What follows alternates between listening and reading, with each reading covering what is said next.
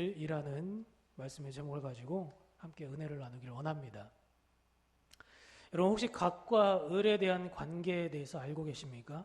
대개는 근로계약에 따라서 고용주가 갑이 되고 노동자가 을이 되는 구조, 혹은 기업 간의 이제 계약 내용에 따라 기업이 좀 높은 위치에 있는 회사가 갑이 되고 또 상대적으로 좀 낮은 위치에 있는 회사가 을이 되는 그런 상하 구조를 가리킵니다.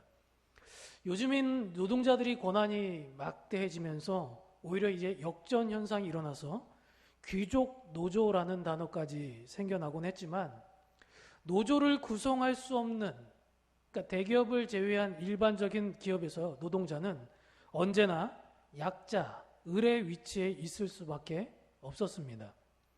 그러다 보니 부당한 계약 조건에도 항변하기가 쉽지 않았고, 연말이면 어떤 꼬투리를 잡아서라도 마음에 안 들면 언제든 정리해고시킬 수 있는 것이 갑이 가지고 있는 힘의 능력이었습니다.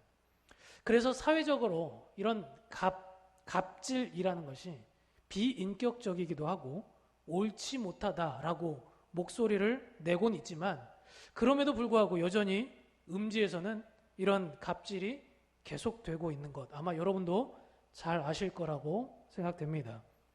그런데 이렇게 노사관계에만 있을 법한 갑과 을의 이야기가 어느덧 한국 교회 안에도 서서히 자리 잡기 시작했습니다. 이를테면 개척교회 목사님은 기업으로 비유하면 창업주니까 CEO에 해당하는 것이고, 그래서 당회나 교회에 대한 여러 가지 일들에 대해서 마땅히 높은 권한을 갖게 되는 것이 당연하다, 이런 생각들을 성도들 사이에서 갖기 시작한 것.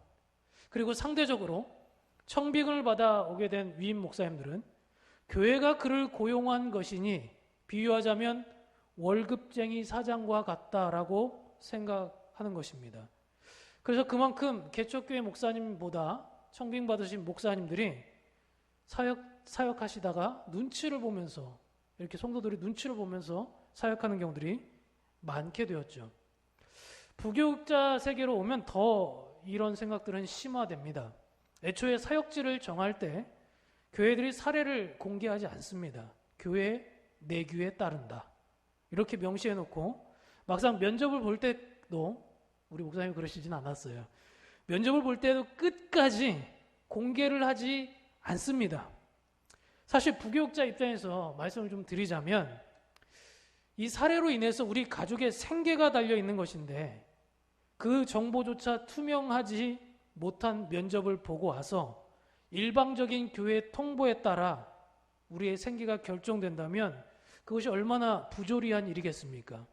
물론 사역자가 돈만 보고 사역지를 결정해서도 안 될 일이겠지만, 최저임금도 못한 사례로 생계를 꾸려야 하는 경우들이 많기 때문에 적은 돈에도 또 민감해질 수밖에 없는 것이 사실입니다.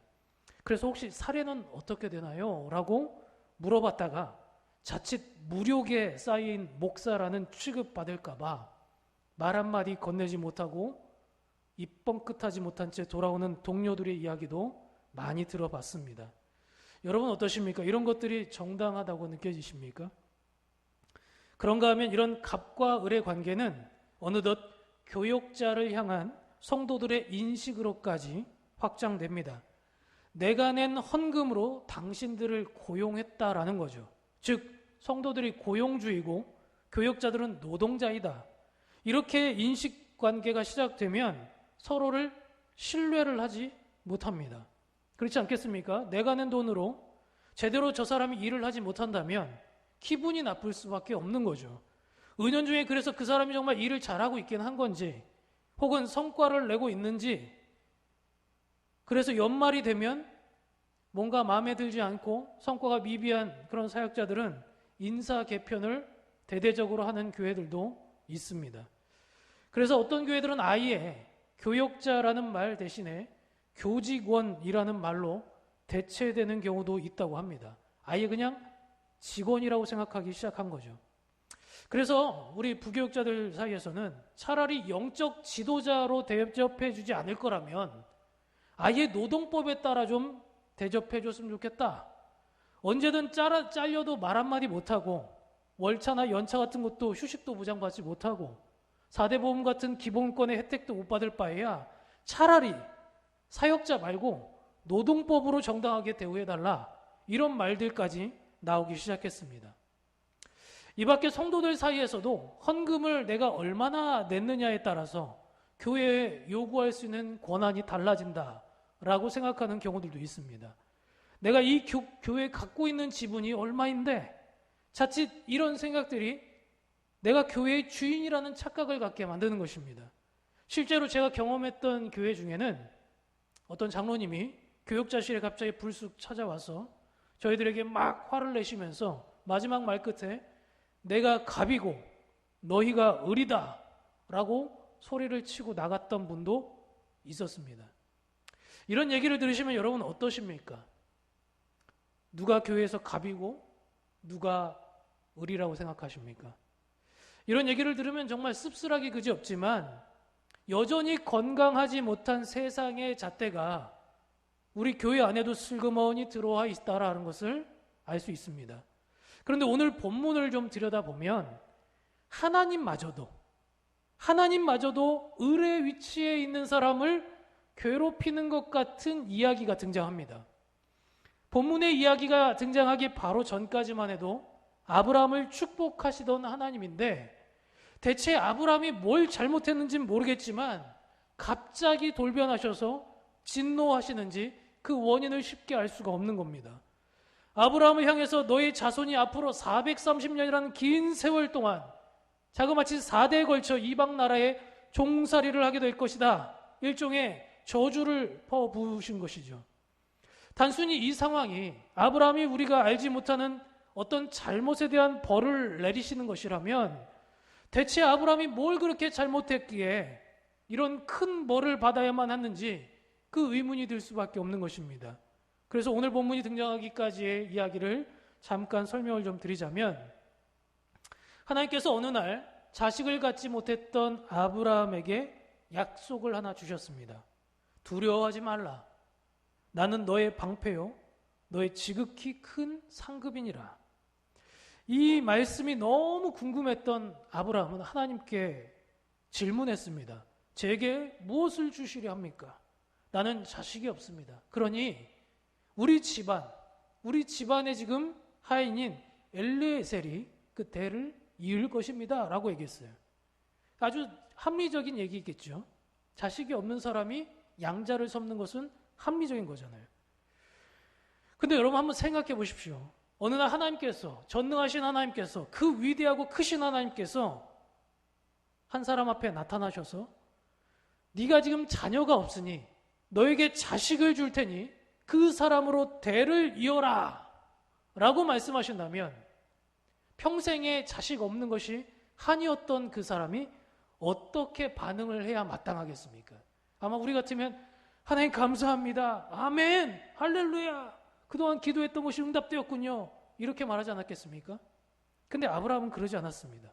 감히 하나님께 증거를 구했습니다. 8절 말씀 보니까 주 여호와여 내가 이 땅을 소유로 받게 될 것을 무엇으로 알리까? 질문을 했어요. 그래서 아브라함이 벌을 받게 된 첫 번째 이유가 그가 믿음이 없이 하나님의 약속을 의심했기 때문이다 라고 보는 사람들이 있었습니다. 근데 여러분 한번 생각해 보십시오. 우리가 성경을 읽다 보면 지금 그렇게 많이 발달하고 신학도 많이 발전했고 세월도 많이 흘렀지만 여전히 이해가 안 되는 말씀들이 참 많지 않습니까? 그래서 정말 아브라함도 하나님이 무슨 말씀을 하고자 하는 건지 네 방패가 뭐고 상급이 뭐고 지금 자녀도 없는데 네 자녀에 대한 얘기를 하는 거며 소유와 땅에 대한 얘기까지 하는 거 이 모든 것들이 이해가 되지 않아서 물어볼 수 있는 겁니다. 그죠? 저는 오히려 무관심한 것이 더 큰 문제라고 생각합니다. 무관심한데도 관심이 없고 아는 척 하지도 않고 알고 싶지도 않아요. 우리 애들을 보면 그래요. 제가 양육하는 애들을 보면 말씀에 대해서 몰라도 알고 싶어 하지도 않고 알려줘도 재미있어 하지도 않고 슬픈 얘기죠. 그래서 모르겠고 의문이 들고 그러면 기도하고 연구하고 물어봐야 됩니다. 믿음이 없어서 묻는 게 아니라 그 내용이 진짜 뭔지를 몰라서 묻는 거라면 그걸 가리켜서 불신이라고 말할 수는 없는 겁니다.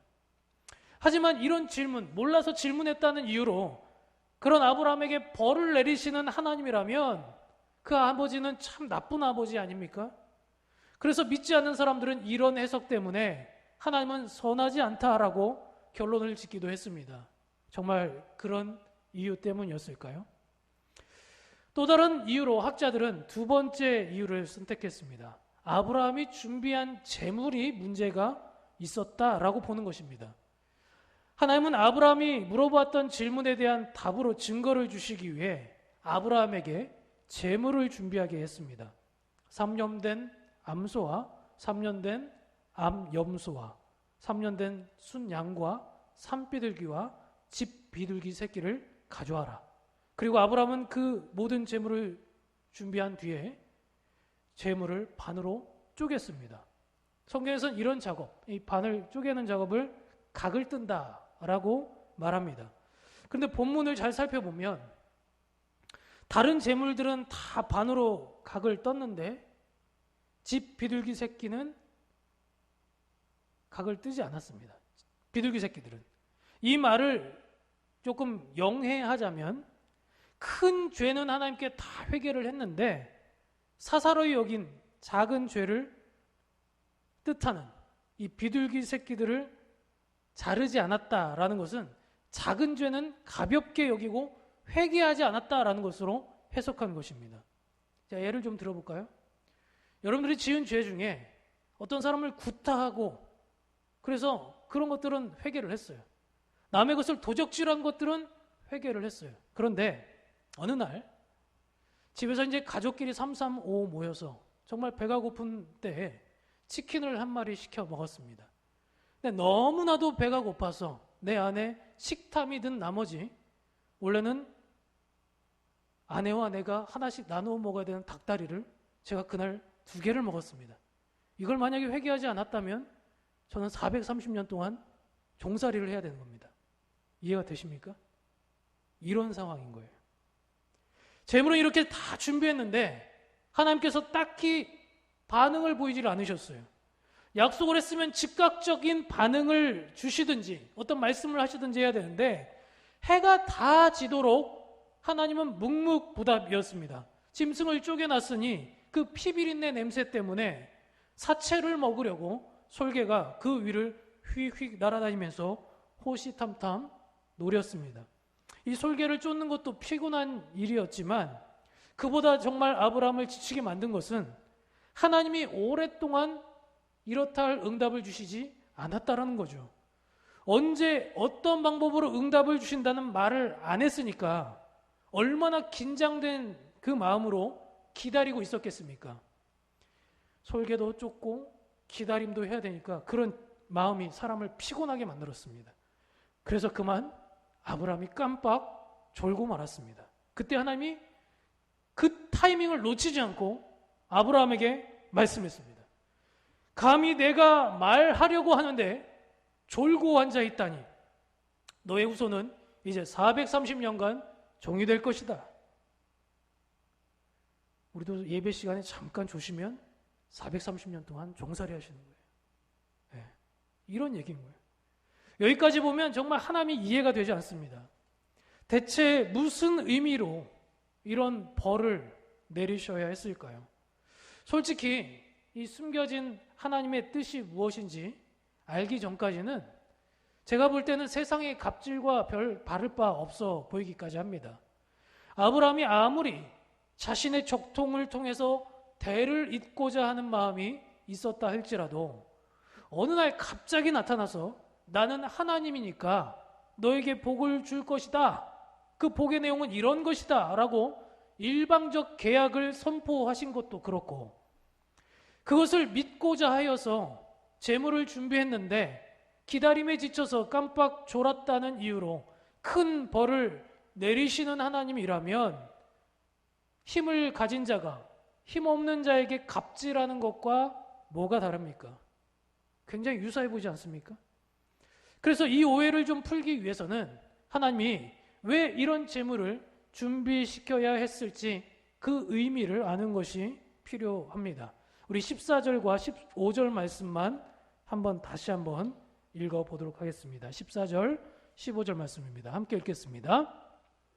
그들이 섬기는 나라를 내가 징벌할지며 그 후에 네 자손이 큰 재물을 이끌고 나오리라. 너는 장수하다가 평안히 조상에게로 돌아가 장사될 것이요. 이것은 지금 이 설교의 문맥 속에서 그동안 우리가 추론해왔던 과정과는 전혀 다른 내용입니다. 앞으로 일어날 일들이 단순히 벌을 해당하는 징벌에 대한 얘기만 담고 있는 것이 아니라 아브라함에게 회복의 약속을 주시는 예언 또한 포함하고 있기 때문입니다. 그래서 이것은 단순히 네 후손들이 종이 될 것이다 라는 벌을 의미하는 것이 아니라 후세 사람들에게 고난이라는 시간이 온다 할지라도 내가 그 약속을 잊지 않고 지킬 것이기 때문에 낙심하지 말고 견디고 이기고 그렇게 살아가라는 일종의 하나님의 위로의 말씀인 것입니다. 사랑하는 성도 여러분,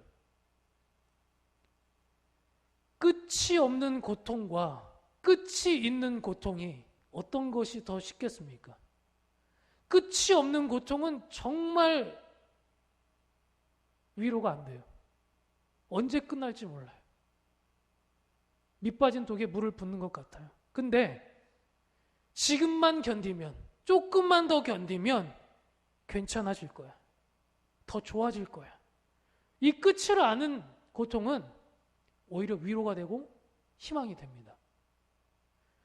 지금 비록 우리가 2021년이라는 이 고통의 시간을 살아가고 있지만 그럼에도 불구하고 우리가 소망 가운데 살 수 있는 이유는 주님이 끝이 있는 고통을 허락하셨기 때문입니다.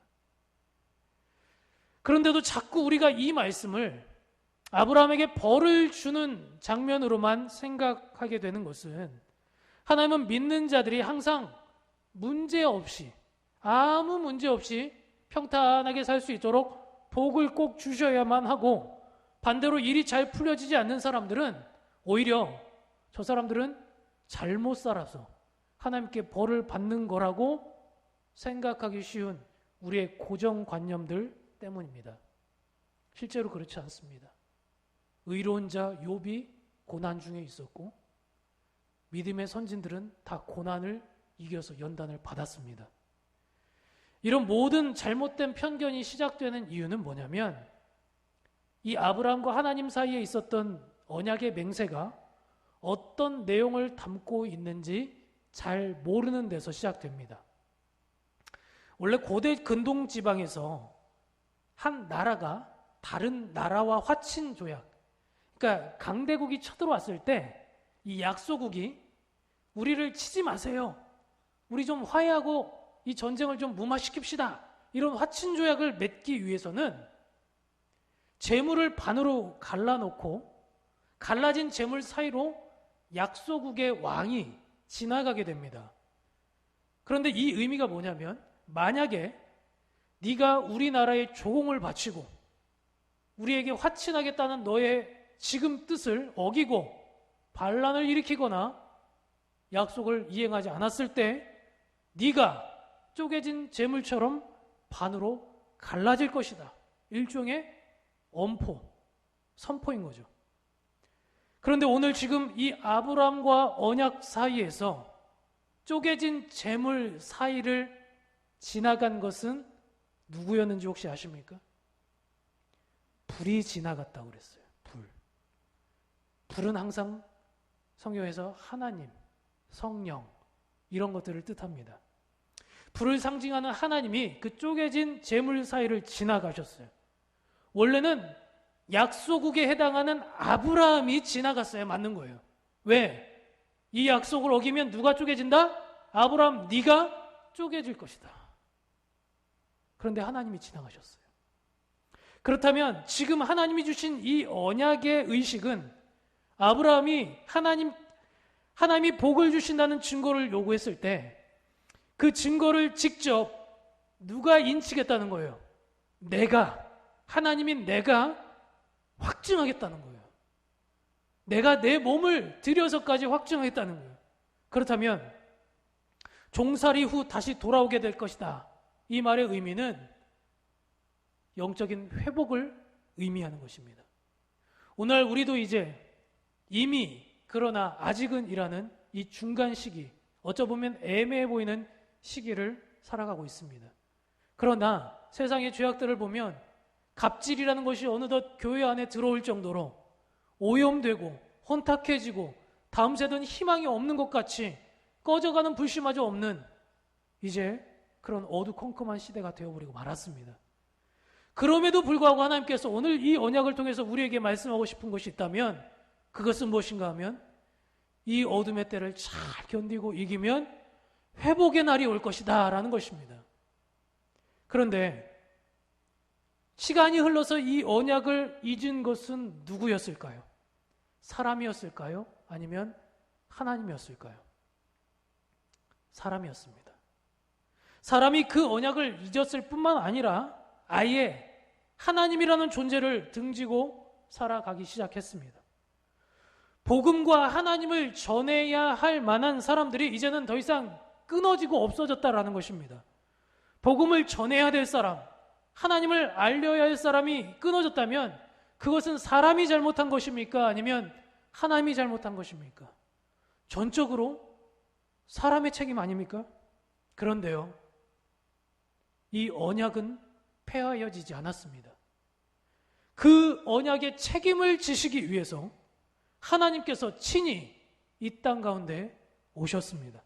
그리고 아브라함에게 약속하셨던 그 언약의 약속을 지키기 위해서 자신의 몸을 찢으셨습니다. 하나님이 자기 자신의 몸을 찢으신 그 사건이 바로 그리스도의 십자가 사건입니다. 하나님은 충분히 신으로서 갑의 위치에 있을 수 있었지만 스스로 하신 약속을 지키고자 종의 형체를 지니고 을의 모습을 취하셨습니다. 가장 낮은 모습으로 죄인을 섬기고 희생하셨습니다. 스스로 을이 되기로 작정하신 것입니다. 사랑하는 성도 여러분, 그런데도 우리는 자꾸 조금만 가진 힘이 있으면 더 높아지려고 하고 힘을 행사하려고 하고 섬기기보다는 섬김을 받는 데 익숙해지려고 합니다. 이런 마음가짐이 점점 더 심화될 때마다 우리는 남을 업신 여길 뿐만 아니라 우리가 지금 받고 있는 이 호의마저도 당연한 것으로 여겨질 때가 많습니다. 갑질은요, 단순히 노사 관계에서만 있는 것이 아닙니다. 내가 조금이라도 힘이 있고 상대방이 조금이라도 나보다 약하다라고 생각될 수 있는 모든 구도 안에서 이루어지는 것이 갑질의 현장입니다.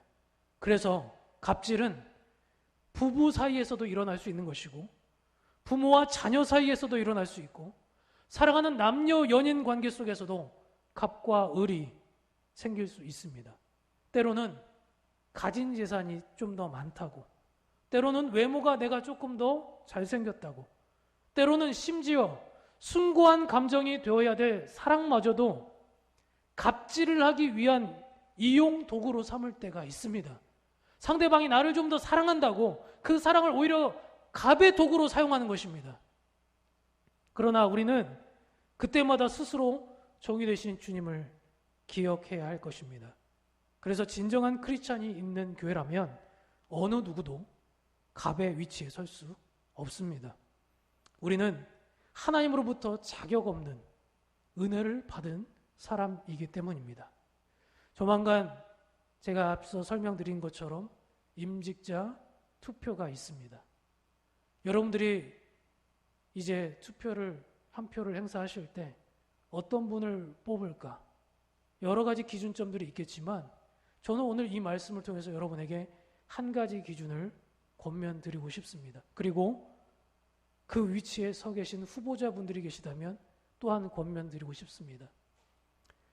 좋은 종이 되실 분들을 뽑아 주십시오. 하나님의 형체를 닮아서 스스로 낮추기를 원하고 임직자가 되고 장로가 되고 권사가 되고 집사가 되었을 때 오히려 더 겸손해질 수 있는 그런 교인들이 넘쳐나는 우리 개성교회가 될 수 있기를 주님의 이름으로 축복합니다. 기도하겠습니다. 하나님 아버지 감사합니다. 아버지, 우리도 어느덧 세상의 이치와 같이 내가 갖고 있는 것들을 누릴 뿐만 아니라 더 많은 것들을 누리려고 없는 자의 것들을 빼앗기도 하고 그들을 찍어 누르려고 하는 강압적인 태도를 취하지는 않았는지요. 다른 사람들을 비인격적으로 대하고 평가하며 내가 상대적으로 저보다 낫다라고 내 스스로 위안을 삼고 그렇게 자기만족으로 살아가고 있지는 않았습니까?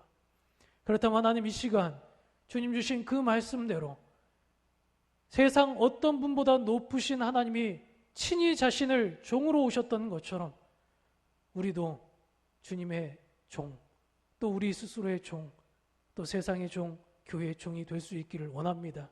그것을 기뻐하고 그것을 감사할 수 있는, 세상이 줄 수 없는 그런 이치를 깨달아가는 우리 모두가 될 수 있도록 하나님 함께하여 주시옵소서.